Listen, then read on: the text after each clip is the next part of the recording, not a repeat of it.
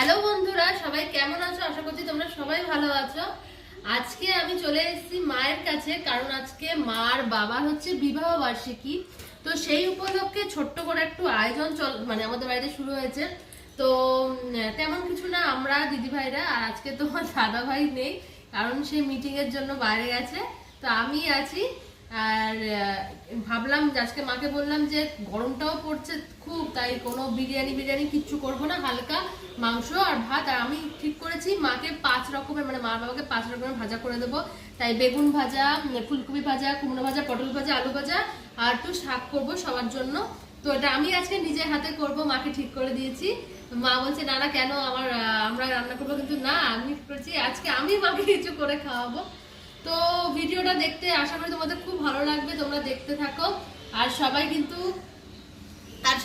আমার মা বাবাকে অবশ্যই উইশ করতে ভুলো না, হ্যাপি অ্যানিভার্সারি কিন্তু জানিয়ে